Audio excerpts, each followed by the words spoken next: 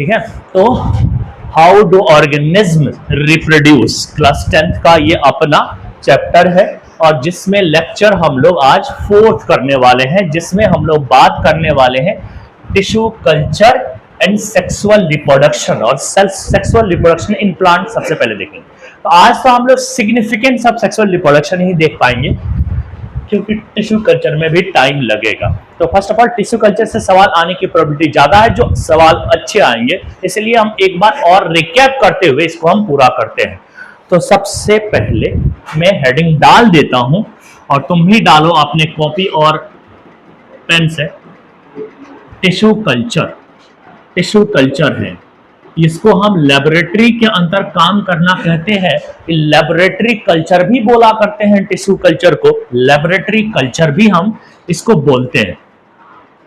हमारे पास एक लीफ है जिसके पास हम मान रहे हैं कि इसके पास टोटीपोटेंट सेल्स है। अब इस लीफ का इस्तेमाल कर रहे हैं इस प्रोपेगेशन के लिए, इस कल्चर के लिए हम इसको बोलते हैं एक्सप्लांट। नहीं आ रहा समझ में? इतना तक सब किसी को नहीं आ रहा तो फिर डूब मरना पड़ेगा, क्योंकि बहुत आसान है। ठीक है, सुसाइड एक चिड़िया का नाम है, वो भी करना चाहिए, कभी कभी करके देखना चाहिए कैसा लगता है। जिसने बोला कि मेरे को नहीं आ रहा, उसके एक ही लॉजिक होगा, क्योंकि वो भागना चाह रहा होगा और जाने वालों को मैं रोकता नहीं हूं, हो जा सकता है। हमने लिया एक बीकर, बीकर में हम लोगों ने क्या किया, मीडियम लिया। हमने लिया एक बीकर और बीकर में क्या लिया, मीडियम लिया, मीडियम मीडियम मीडियम, इसमें लिया मीडियम। मीडियम में क्या क्या चीजें होती है मैं फिर से रिकैप करवाता हूं। सबसे पहला चीज कि इसके अंदर एक जेल होगा, उस जेल का नाम एगारोजेल होगा, एगारोजेल, उस जेल का नाम एगारोजेल होगा। अब ये एगारोजेल क्यों रखेंगे, क्योंकि एगारोजेल के अंदर एक इफेक्ट होता है जिसकी वजह से वो हर तरह की न्यूट्रिएंट को या कोई भी सोर्स अगर तुम उसके अंदर डालोगे वहां से उड़ के ना एवापोरेट होगी ना मेल्ट होके कुछ और चीजों में चेंज होगी। जैसा तुम वो जो कुछ भी दोगे एज इट इज रहेगा, जिसके लिए होगा उसके लिए रहेगा। जो इसको ऑब्जर्व करना चाहता होगा, नहीं प्लांट ऑब्जर्व करना चाहता है तो प्लांट को ही मिलेगा, अपने आप गायब नहीं होगा।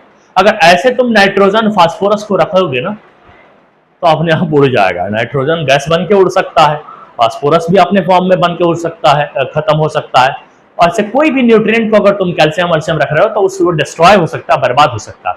लेकिन ये जेल, एगारोजेल नाम रखे एगारो, क्योंकि जेल का में कह दिया, खाली जेल लिख दिया, तुम वो वाला जेल लेके आ गए जिसको तुम खाते हो, उसको डाल दिए तो उससे कुछ नहीं होने का। एगारोजेल, ये एगारोज एक अगर प्रोडक्ट है, एक इंडस्ट्रियल प्रोडक्ट है जो रेड अलगी से ऑब्टेन किया जाता है, उसमें से निकाला जाता है। नाम है ग्रेसिलिया एंड जिलिडियम नामक रेड अलगी, उसके अंदर से यह हासिल किया जाता है।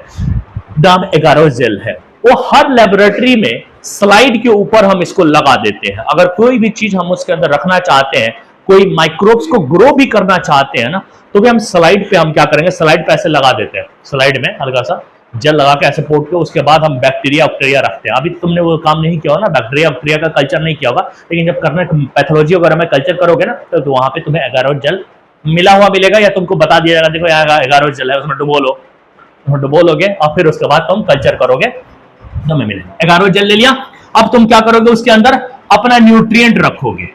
और न्यूट्रिएंट दो प्रकार का होता है, मैंने बताया था न्यूट्रिएंट दो प्रकार का होता है, एक होता है मैक्रो, मैक्रो न्यूट्रिएंट, और एक होता है माइक्रो। बाद में हम इसको समझा देंगे, लेकिन मैक्रो और माइक्रो के बारे में तुमको पता है। जो न्यूट्रिएंट प्लांट को ज्यादा अमाउंट में चाहिए उसको मैक्रो कहेंगे, और जो कम अमाउंट में चाहिए, थोड़ा थोड़ा कभी कभी मिलेगा तो भी चलेगा, नहीं मिलेगा तो भी चलेगा, इसको माइक्रो कहेंगे। साइज से कोई लेना देना नहीं है, न्यूट्रिएंट का साइज यानी एलिमेंट की साइज। तकरीबन 16 ऐसे एलिमेंट है जो यहाँ पे एज ए न्यूट्रिएंट इस्तेमाल होता है। लगभग 16 एलिमेंट्स है जो यहाँ पे एज ए न्यूट्रिएंट इस्तेमाल होता है। इसीलिए हम कई बार इसको हम लोग मिनरल भी कहते हैं। न्यूट्रिएंट का मतलब है मिनरल, और मिनरल मतलब एलिमेंट। लगभग कितने, 16 हमारे पास 16 न्यूट्रिएंट इस्तेमाल होते हैं। ठीक है, उस 16 में से जो 13 है ना, 13, उस 13 को हमने मैक्रो और माइक्रो में क्लासिफाई किया है। प्लांट को जो न्यूट्रिएंट, जो मिनरल, जो माइक्रो एलिमेंट्स, जो मैक्रो एलिमेंट्स चाहिए, उसकी तादाद 16 है। 16 में से जो 13 है उसको हमने क्लासिफाई 2 में किया, मैक्रो और माइक्रो। मैं लिख नहीं रहा हूं, मैं सिर्फ बोल रहा हूं, इसीलिए तुम या तो अभी याद रखो या तो तुम लेक्चर को बार बार रिवाइंड करके तुम सुन सकते हो मैं क्या बोल रहा हूं। टोटल प्लांट को रिक्वायर्ड जो है, रिक्वायर्ड मिनरल या न्यूट्रिएंट है वो 16 है। कौन कौन सा वो भी बताएंगे। उसमें से जो 13 है ना, उसको हम मैक्रो और माइक्रो में ले रहे हैं, क्योंकि ये जो 13 है ना, ये 13 सॉइल में रहते हैं, जनरली सॉइल में पाए जाते हैं। प्लांट को रूट में देने के लिए, प्लांट को रूट के द्वारा जाने के लिए, देने के लिए होता है। सॉइल के अंदर रखे थे, सॉइल के अंदर 13 होते हैं, ये वहां से सॉइल से रूट निकालता है प्लांट अपने लिए। जो 3 होते हैं उसको इसमें नहीं रखे, सिर्फ सॉइल वाले को मैक्रो और माइक्रो में रखे हुए, जो सॉइल में स्टोर होते हैं। जो 3 है ना, बचे हुए जो 3 हो रहे हैं, लेकिन पढ़ाना तो कुछ और, तो मैं पढ़ा कुछ और रहा हूं। 3 जो है, बचे हुए जो 3 है, वो उसमें से एक आता है एयर से, कौन आता है, कार्बन, और एक आता है वाटर से, सॉरी वाटर से, वाटर मतलब H2O, H2O मतलब और कौन, हाइड्रोजन और ऑक्सीजन। 3 ये जो है एयर और वाटर से आते हैं। इसको मैक्रो और माइक्रो में हम काउंट नहीं करते, क्लासिफाई हम सिर्फ उस एलिमेंट्स को, उस मिनरल को करते हैं जो सॉइल में स्टोर्ड है। तो 13 ही है, और 13 में से 6 जो है वो मैक्रो है और 7 जो है माइक्रो है। जो 6 है मैक्रो, उसका एग्जांपल है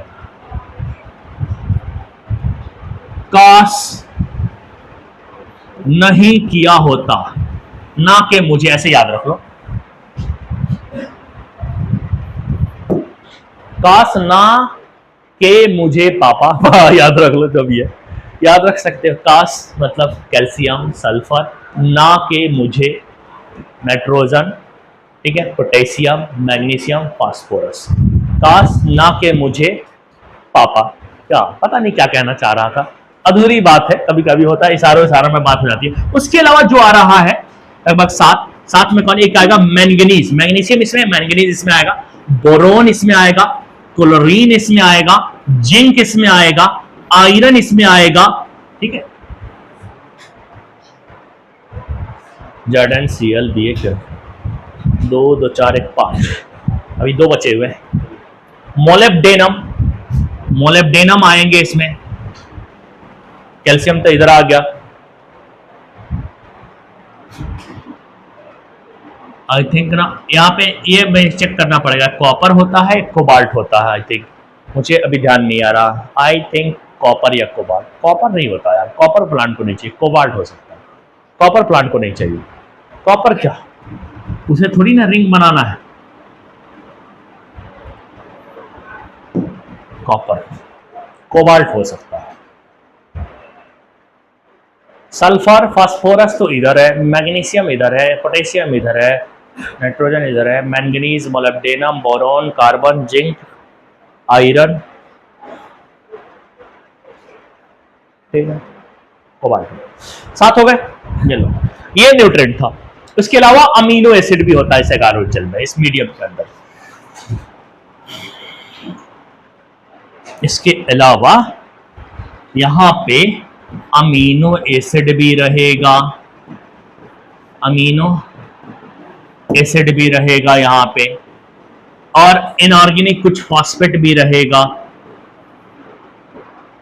दिख भी रहा है, इनऑर्गेनिक फॉस्फेट इसी में आ जाएगा सब।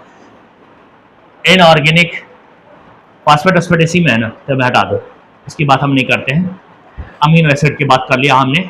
सुक्रोज मिलेगा, sucrose as a source of carbon, as a source of carbon, as source of carbon, carbon के सोर्स के रूप में ये सुक्रोज हमको मिलता है। अमीनो एसिड मिल गया, विटामिन मिलता है इसके अंदर, और इसके अंदर हमें प्लांट ग्रोथ रेगुलेटर्स भी मिलता है, और ऑक्सिन और साइटोकाइनिन ही मिलता है, और दोनों बराबर कॉन्सेंट्रेशन में मिलते हैं। कल जो बात किए थे, क्या याद आ रहा है तुम्हें? पिछले साल की बात याद करो, क्या याद आ रहा? कल की लेक्चर के याद करो।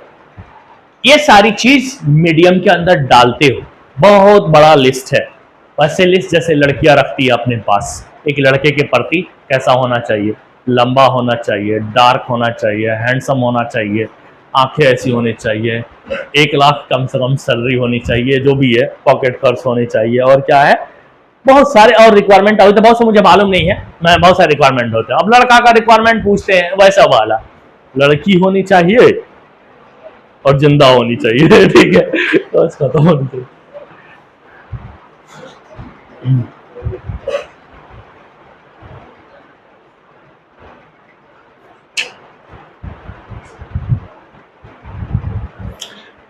तो यह टिश्यू कल्चर लड़कियों वाली बात है। लड़की एक समझ लो बहुत ज्यादा रिक्वायरमेंट चाहिए उसे ग्रो करने के लिए। अगर ऐसा वाला प्लांट होता तो ज्यादा कुछ नहीं, बारिश हो जाएगा, खेल हो जाएगा, पानी डाल दो गमले में, बस हो गया। लेकिन इसको तो बहुत कुछ चाहिए, लैब के अंदर उगा रहे हो, इसको संवार रहे हो ना। वैसे भी एलिजाबेथ की औलाद है।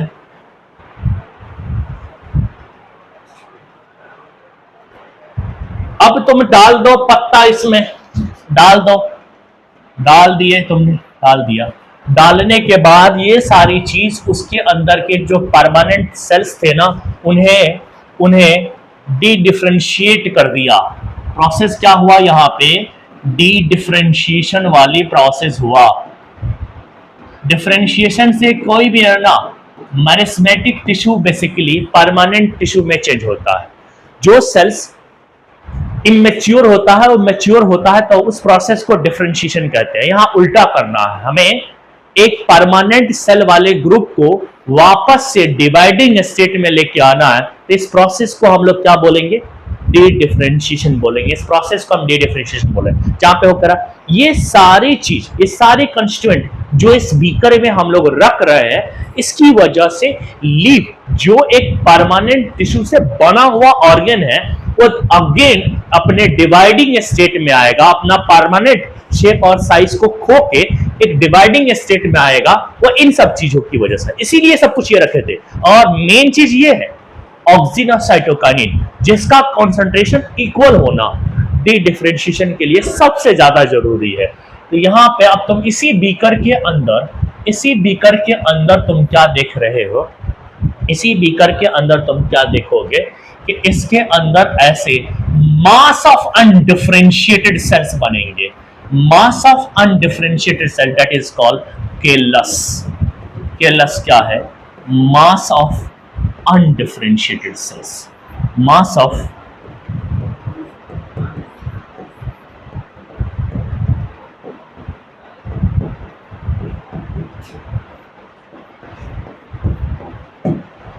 mass of undifferentiated cells, mass of undifferentiated cells।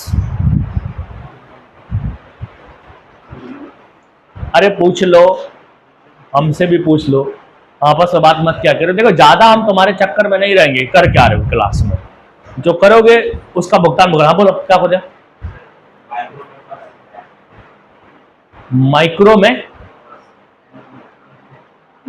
मोलेब्डेनम, अच्छा इसको नहीं नाम सुना बे, केमिस्ट्री की चीज है, इसीलिए मैंने शॉर्टकट में निपटा दिया। मोलेब्डेनम लिख रहे स्पेलिंग, देखो लिख मोलेब्डेनम। एमएन को तो समझते हो ना, मैंगनीज, ठीक है। अरे होते हैं ना सबको, अगर वही पहले से ना पढ़ाओ, बहुत से मासूम बच्चे होते हैं दुनिया से बेखबर, दुनियादारी से बेखबर। कोई कोई मुझे तो इतना मासूम मिल जाता है कि वो तो हर चीज का ही सिंबल का पूछता है। सर कैल्शियम कार्बोनेट लिख, सर क्या मतलब CaCO3 क्या होता है सर। बहुत प्यारा मासूम बच्चा जो होता है ना, अभी अभी पैदा हुआ, वो ये भी पूछ सकता है। ऐसे मिले 9th-10th में मिल जाते हैं, ठीक से। सर इधर देखते हैं, आप अपनी काम कर लेते हैं, बाकायदगी करने के लिए तो पूरे साल पड़ा हुआ है। तुम्हारा एग्जाम भी है 14 दिसंबर से स्टार्ट, जो भी है टेस्ट होगा एग्जाम, हम कोशिश तब तक चैप्टर खत्म हो जाएगा, ये बात है। लेकिन हम कोशिश करेंगे कि दिसंबर में ये सिलेबस खत्म करने का चैप्टर पे, इसलिए हम उस हिसाब से चल रहे हैं। अब हम क्या बात करेंगे इसमें, हम क्या कर रहे हैं, हम अब क्या कर रहे हैं, एक मिनट, हम क्या करें इसके अंदर क्या करें, ऑक्सिन के कॉन्सेंट्रेशन को साइटोकाइनिन की कॉन्सेंट्रेशन से ज्यादा कर देते हैं। तो हमको क्या देखने को मिलता है, क्या देखने को अपने को मिलता है, ये जो केलस है, बबुआ बोलो नहीं, नहीं तो हम बिहार पहुंचा देंगे उनको। इस क्या होगा, केलस में ऐसे रूट को निकलवा देंगे, ऐसे रूट को और जबरदस्ती निकलवा दिया। एक कॉन्सेप्ट है, एक प्यारा सा कॉन्सेप्ट है। ओरिजिनली या इनफैक्ट रूट को हमेशा रेडिकल नामक चीज से निकलना था। रूट का ओरिजिन रेडिकल होता है जो सीड के अंदर पाया जाता है। यहां तो सीड ही नहीं है तो रेडिकल कहां, फिर भी रूट निकला। ऐसे रूट को एडवेंटियस रूट कहेंगे, यानी टिश्यू कल्चर में जो रूट है उसको हम क्या बोल रहे हैं, एडवेंटियस रूट, क्योंकि रेडिकल के अलावा किसी और पार्ट से निकल के आ रहा है। तो root arise from other than radicle is called adventitious root. This root is also called adventitious root. इसको हम लोग adventitious root भी कहते हैं, adventitious root भी कहते हैं। ये मेरे पास adventitious root है। अब एक बार और करो, इस बीकर में फिर से एक चेंज लेके आ जाओ, इस बीकर में तुम फिर से एक चेंज लेके आओ।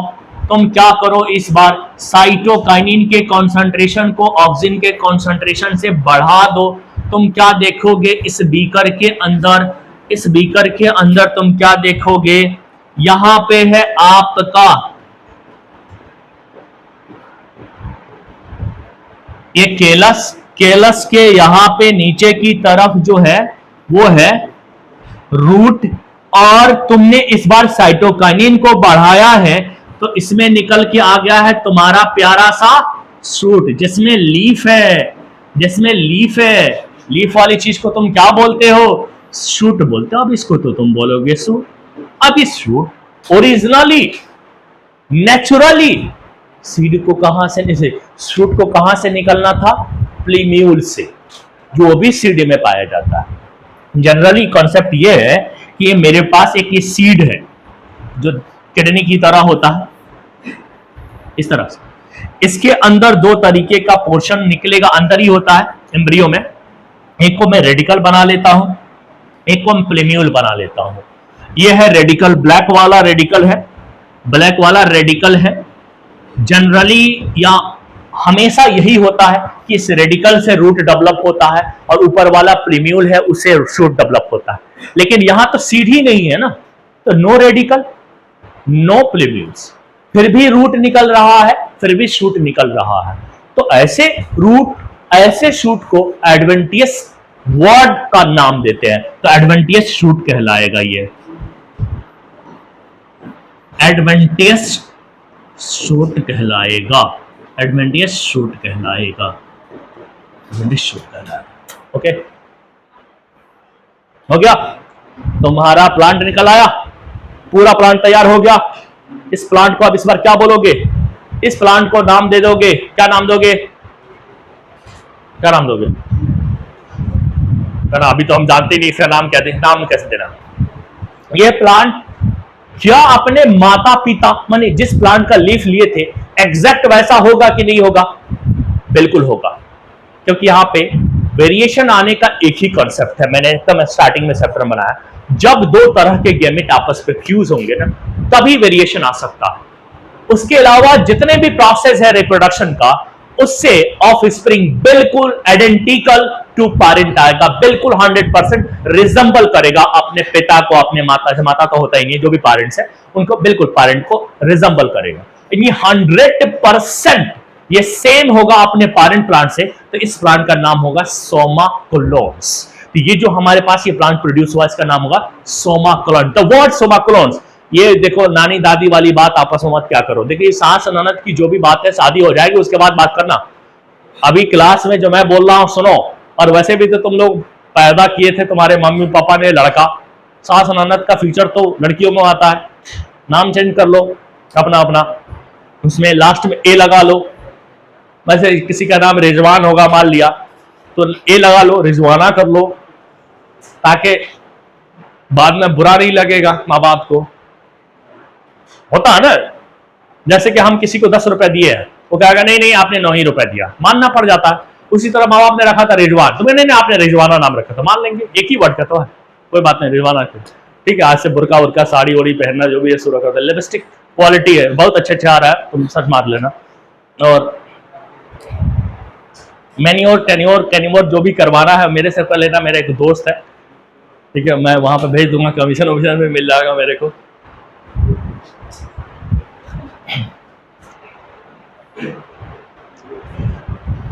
चलो देख लो, मैं ये बात कर रहा हूं, इस प्लांट के लिए मैंने एक वर्ड इस्तेमाल किया था, क्या, सोमाकोलोन। क्यों? क्योंकि 100% सिमिलर है अपने पेरेंट से। जो भी जिस पेरेंट से, जिस प्लांट बॉडी से तुमने वो लीफ निकाला था, उस एक्स प्लांट निकाला था, उसी प्लांट की तरह 100% जेनेटिकली एंड मॉर्फोलॉजिकली सिमिलर है। क्लोन वर्ड लगा रहा हो ना, क्लोन क्या होता है? बिल्कुल अंदर बाहर जीन भी सेम हो, उसका लुक भी सेम हो, बिल्कुल माता पिता की तरह, तो हम उसको वर्ड इस्तेमाल करते हैं क्लोन। और चूंकि यहां पे कोई गैमेट सेल का इन्वॉल्वमेंट नहीं है, तो गैमेट सेल के अलावा दूसरा जो सेल होता है प्लांट बॉडी में या हमारे में, उसको हम क्या कहते हैं? Somatic cell. सोमैटिक सेल मिलके पेरेंट प्लांट के सोमैटिक सेल से ये प्लांट डेवलप हुआ और बिल्कुल 100% सिमिलर है अपने पेरेंट की तरह। इसीलिए हम इस प्लांट का नाम रख रहे हैं, क्या नाम रख रहे हैं? सोमाक्लोन्स। सोमाक्लोन्स एक है तो सोमाक्लोन बहुत सारे निकाल सकते हैं ना, यहाँ पे वो हमारे ऊपर डिपेंड करता है ना, आप कितना ज्यादा रूट और शूट निकलवा रहे हैं। तो यहाँ पे हम सैकड़ों निकाल सकते हैं। अब इस मेथड से दो काम होता है, हमारा प्यारा प्लांट हमारे पास आ जाता है, और एक प्लांट जिसकी आबादी खत्म होने वाली थी, इस दुनिया से एक्सटिंक्ट होने वाली थी, हमने लाखों हजारों निकाल दिए, फिर उगाया, फिर से कर दिया, जाके गमले में डाला, फिर से कर दिया। इस तरह करके हम हजारों तादाद में उगा सकते हैं, एक ही बार में हम हजार उगा सकते हैं। डिपेंड करता हम कितने बड़ा बीकर ले रहे हैं, जरूरी थोड़ी ना कितना छोटा ही ले, तो अगर नहीं मैं टंकी का बराबर कर लूंगा, तो बहुत सारे प्लांट तुम निकाल सकते हो। जब तुम नंबर बढ़ा देते हो इसी सोमाक्लोन्स के, तब इस प्रोसेस को टिश्यू कल्चर ना कह के माइक्रो प्रोपेगेशन भी कह सकते हो। तो टिश्यू कल्चर का ही दूसरा नाम है माइक्रो प्रोपेगेशन। जब तुम लार्ज नंबर ऑफ इंडिविजुअल्स को प्रोड्यूस करने, इस सोमाक्लोन्स के नंबर्स को बढ़ा देते हो, तब फिर ये जो टिश्यू कल्चर सिस्टम है जो हमारे पास, जो हम अभी पढ़ा है ना टिश्यू कल्चर, इसको हम एक और नाम दे सकते हैं, माइक्रो प्रोपेगेशन। देखो मैं लिखूंगा नहीं, इसीलिए बतिया लो, जो इसको बतियाना है बतियाते रहे, बाद में पबजी गेम छोड़ के ना इसको देखना पड़ जाएगा। प्रोपेगेशंस, पबजी बहुत खेलते हो ना, 1 घंटे का नहीं खेलते, झूठ मत बोला करो। आजकल फ्री फायर खेलते होगे, तब कोई तीसरा गेम आ गया होगा। हमारे टाइम पे तो वाइस सिटी चला करता था, फ्री फायर उस टाइम भी था, लेकिन वाइस सिटी बहुत फेमस था।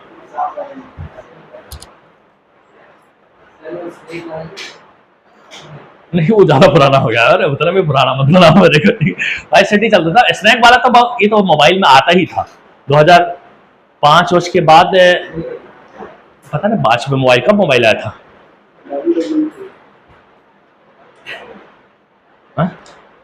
मोबाइल का मुझे डेट ईयर याद नहीं है, एक्चुअल मोबाइल का आया था मेरे पास बहुत लेट आया था, इसीलिए पता चल करा, लेकिन मोबाइल कब स्टार्ट हुआ था मुझे नहीं मालूम।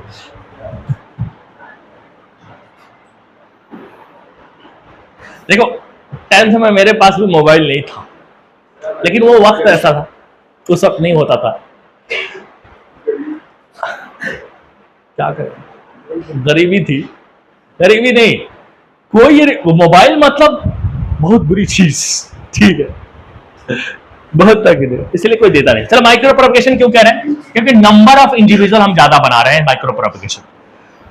तो टिश्यू कल्चर तो हम लगभग हर तरह के प्लांट्स के लिए करते हैं, लेकिन टिश्यू कल्चर को हम लार्ज स्केल पे करें, ये कुछ ही प्लांट है। यानी माइक्रो प्रोपेगेशन वाला स्टेप्स हम लार्ज स्केल पे करें तो कुछ ही प्लांट्स है। उस प्लांट का नाम है बैट। बैट मतलब चमगादड़। ऐसा कोई प्लांट है क्या? चमगादड़ नाम सुना है? बनाना नाम नहीं सुना रे, बनाना, एप्पल, टोमेटो सुना नहीं क्या?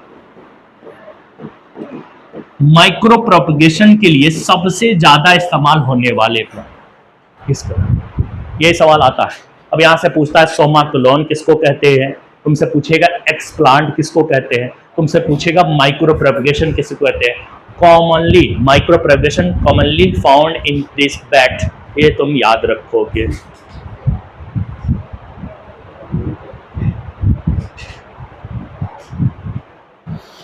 अपना असेक्सुअल रिप्रोडक्शन एकदम अच्छे से, बिल्कुल एकदम डीप में जाके हाई लेवल में हर तरीके से करते। किसी भी तरह का सवाल पूछेगा असेक्सुअल रिप्रोडक्शन से तुम बता दोगे। उसके लिए तुम्हें याद भी करना पड़ेगा, रिवीजन भी करते रहना होगा। सर्दी का दिन आ रहा, सर्दी मतलब सुस्ती, इसमें पढ़ना थोड़ा मुश्किल होता है। प्लीज कंबल डाल के मत पढ़ना। जो तुम्हारा तरीका होता है ना कि बिस्तर में ऐसे कॉपी निकाल के पढ़ते रहे, वो मत करना। कंबल को फोल्ड करना, सुबह ही अलग रखना। जो भी टेबल चेयर जो है, टेबल नहीं है, चेयर नहीं है, या तो वाला जो है ना बेड पे जो 300 वाले जो टेबल से पढ़ते हैं ना, उससे पढ़ लो 300 350 का जो भी आता है। लेकिन प्लीज कंबल मटा, पर ठंड लगे लगने दो, बस बार बार बाथरूम ही जाओगे, पढ़ाई नहीं। तो कंबल डाल के हम ऐसे करके बैठते हैं ना, थोड़ी देर तक तो ऐसे बैठे रहते हैं, थोड़ी देर बाद थोड़ा सा और टेढ़ा होते, थोड़ा और टेढ़ा होता, फिर उसके बाद वो धीरे धीरे धीरे धीरे चला, उसके बाद किताब अलग, अरे सो लेते हैं आराम से। मगर बाद में सेल्फ स्टडी का तुम्हारे फ्री टाइम मिल रहा 3-4 घंटे का, 5 घंटे का, गया, वो नहीं इस्तेमाल नहीं कर पाओगे। सर्दी सबसे ज्यादा बहकाएगा। देखना, दुनिया के सारे एंट्रेंस एग्जाम या फिर बोर्ड एग्जाम, स्कूल एग्जाम, ये सब सर्दी के जस्ट बाद ही होता है। मार्च में होता है, अप्रैल में होता है, मई में होता है, जो भी होता है, तो सर्दी के बाद ही है। जो मई में होता है वो बड़ा एंट्रेंस है। अगर मान लिया कि सर्दी गुजरते गुजरते तुमको अगर होश भी आ भी गया मार्च में, तो भी तुम कुछ उखाड़ नहीं सकते उसका, तो जो भी है ना, इसमें ये तो टेस्टिंग है। तुम अपने नफ्स पे कितना कंट्रोल पाते हो, यानी सर्दी में कितना पढ़ पाते हो, उसी हिसाब से तुम्हारा फल आएगा। जो बच्चे ना स्टार्ट बहुत जोश के साथ करते हैं, चाहे वो नीट एग्जाम की प्रिपरेशन हो या 11th एंट्रेंस की प्रिपरेशन होता है, यहाँ तो थोड़ा सा बच जाता है, सिलेबस कम होता है ना, थोड़ा बहुत पहले पढ़ा हुआ होता है, बीच में खराब भी जाता है, फिर भी लास्ट में समझ आता है। लेकिन नीट और जेई में स्टार्ट तो बहुत करते हैं 2-3 महीना, ये सर्दी जो है ना, इनका टेस्ट निकाल लेता है, ये तुमको आजमा देता। इस सर्दी के दिनों में जितने बच्चे स्टार्ट किए थे ना पढ़ाई, सर्दी तक पहुंचते अक्टूबर नवंबर में पहुंचने के बाद उनका रेट डाउन हो जाता है। कंपटीशन फाइटिंग जो लेवल होती है ना, जो इनका वर्क होता है, हार्ड वर्क होता है ना, वो डाउन हो जाता है नीचे। 10-15% बचते हैं जो इस महीनों में भी पढ़ रहे हैं। उस 10-15% में परफेक्टली जो टाइम के साथ परफेक्ट वे में जो पढ़ रहे हैं ना, उसमें 3-4% होते हैं। 100% में से मैं बता रहा हूं 10% बच रहे हैं यहां तक पढ़ते हुए, जो रेगुलर अपने टाइम टेबल को बनाए चल रहे हैं दिसंबर में, जनवरी में भी ना। 10% में से भी जो 7-8% होते हैं ना, वो इन दिनों में कभी कभी छुट्टी मार लेते हैं। फिर एक दिन से क्या होता है, उसकी शादी है, चलो चलते हैं। आजकल शादी भी बहुत होती है, तुम देखना, पूरा ये शैतानी महीना है पढ़ाई के हिसाब से अगर बात करें तो। एक, नींद आ रही है, सुस्ती आ रही है। दूसरा, सबसे ज्यादा बारात इसी महीने में जाती है सबकी, आती भी है जाती भी है।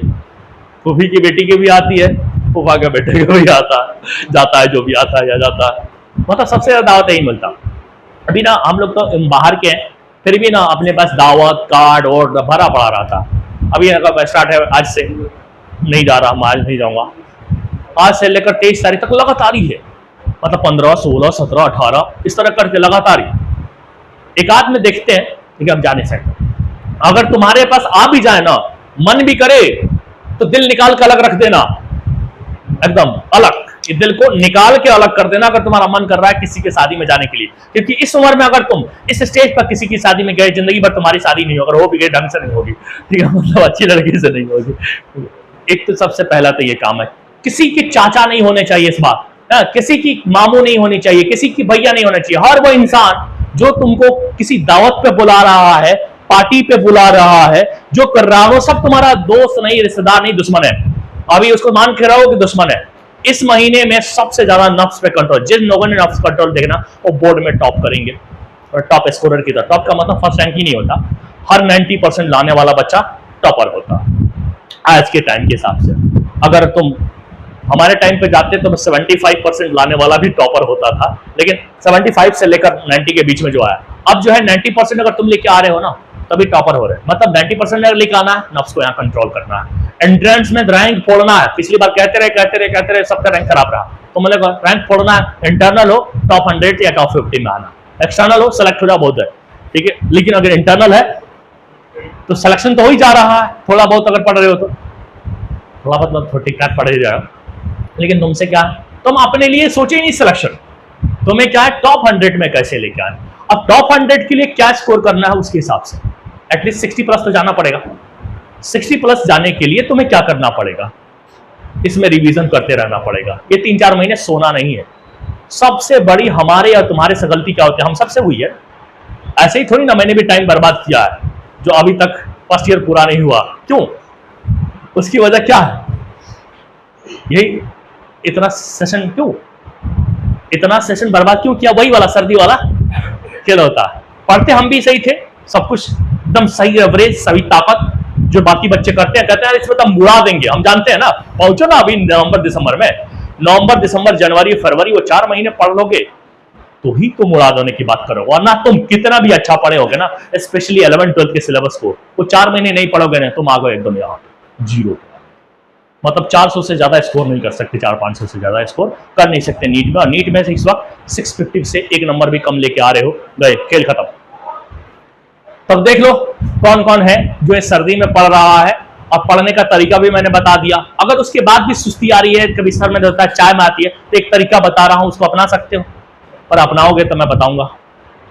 बोले एक तो सुबह उठना है तुमको 6 से 7 के बजे में, एक मुश्किल लग रहा होगा, अभी दिल पे बहुत से मरने के लिए तैयार होंगे, ठीक है, 6 से 7 उठना है, और उठते के साथ मुंह पे पानी मारना है, थोड़ा सा हाथ वोथ करना है, और एक बड़ी स्प्रिंट लेनी है, मतलब कि 100 मीटर का एक तेज भाग, 100 बहुत तेज, मतलब अगर रीफा से नीचे उतरे तो भागे यहाँ पे सीधा जामिया उर्दू गए और वापस आ गए, 100 मीटर के आसपास होगा जामिया उर्दू, थोड़ा आगे चले जाना, शेरे पंजाब से घूम के आ जाना।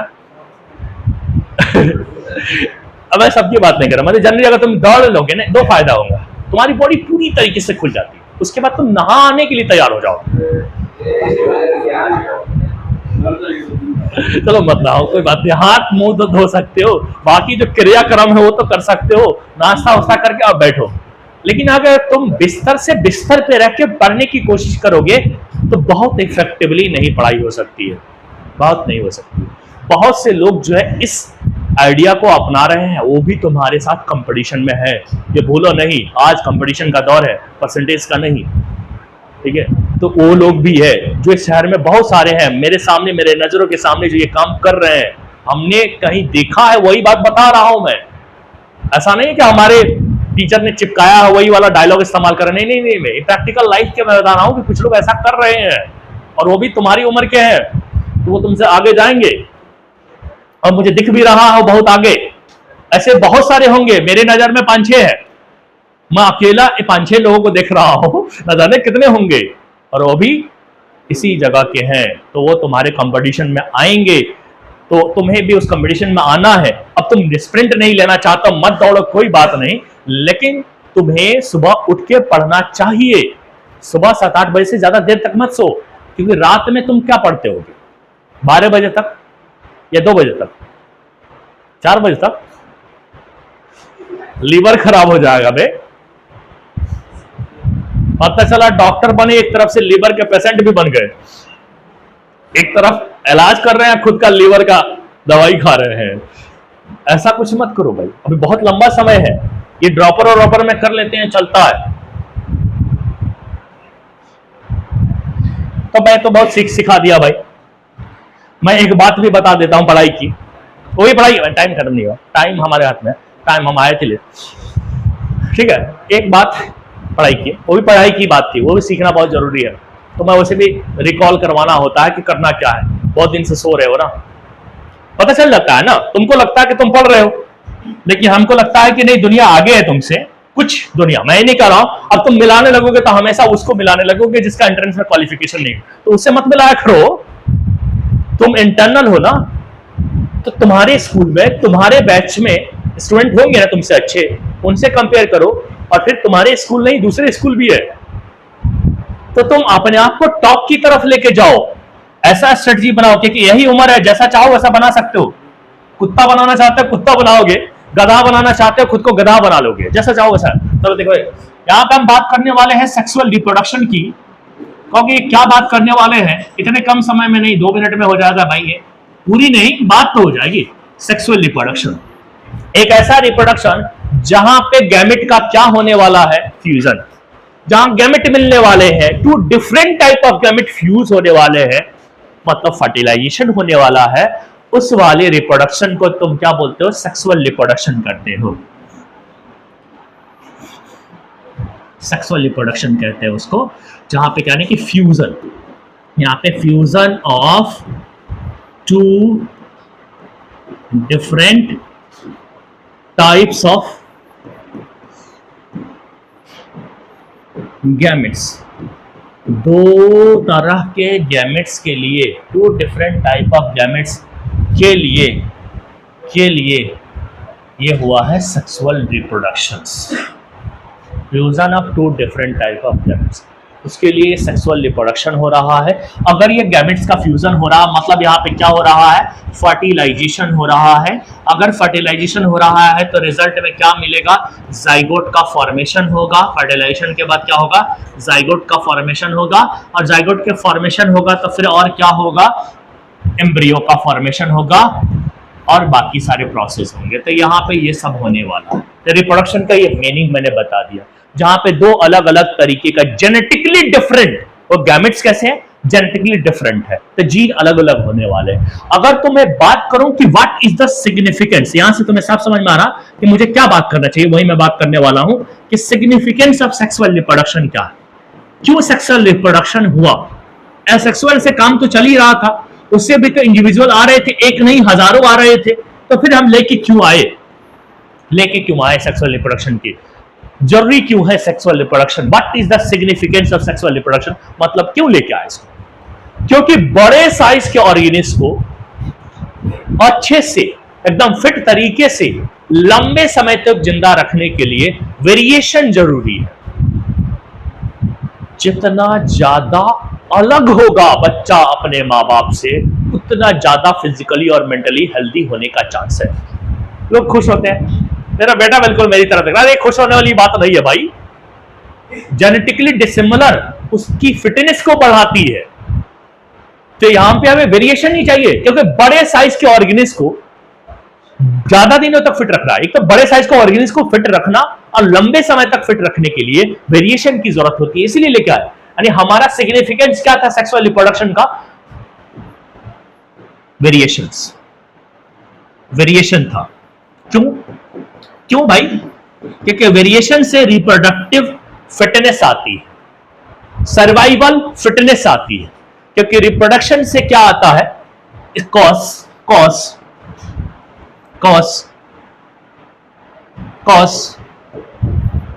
Reproductive fitness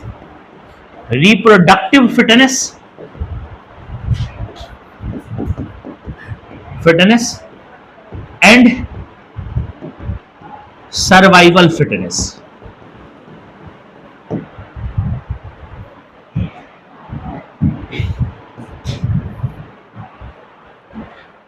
reproductive fitness and survival fitness. दूसरी चीज, इट प्रोवाइड